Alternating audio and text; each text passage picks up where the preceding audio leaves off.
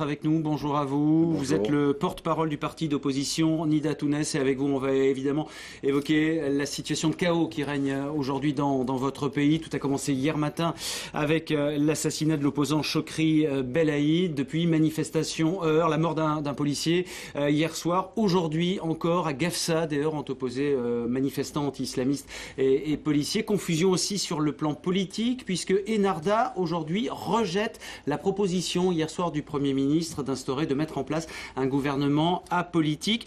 Est-ce que vous avez le sentiment, vous, vu de Paris, que la colère est en train de monter, que le pays pourrait basculer dans le chaos ?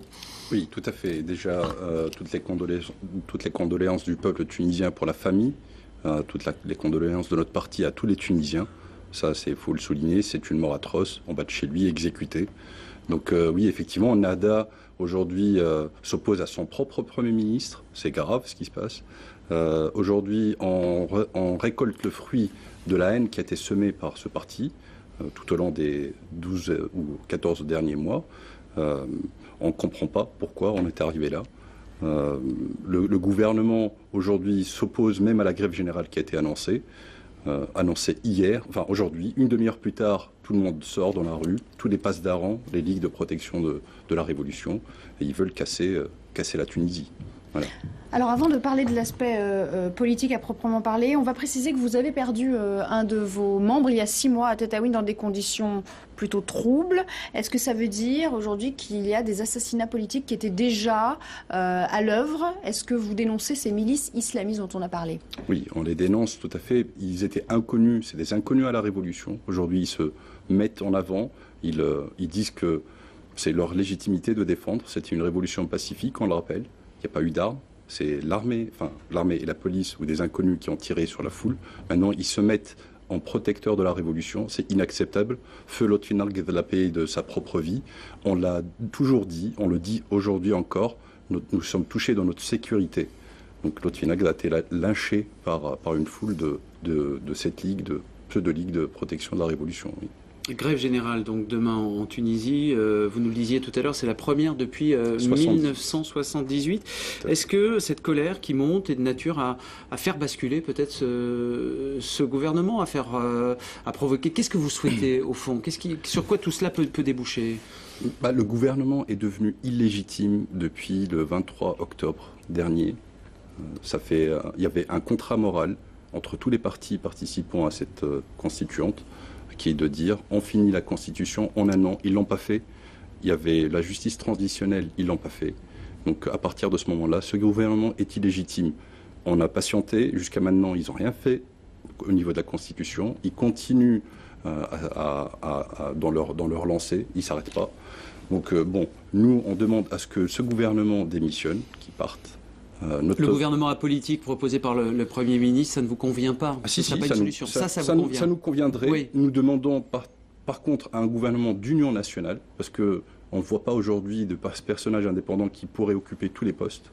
Donc nous demandons un gouvernement d'union nationale. Union nationale apolitique, avec des technocrates ? Avec des technocrates ou apolitiques, mais un gouvernement où tout le monde soit satisfait, toutes les tendances confondues, même avec la frange progressiste des Nada.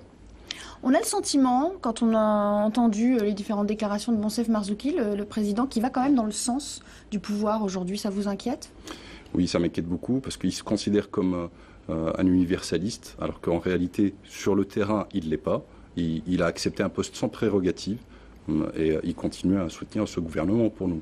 Donc j'appelle à tous les militants de son parti de se réveiller un petit peu et rejoindre la coalition des démocrates qui est en train de se faire en ce moment même. Et voilà, pour nous, Marzouki n'avait pas de prérogative et n'a plus de légitimité aujourd'hui.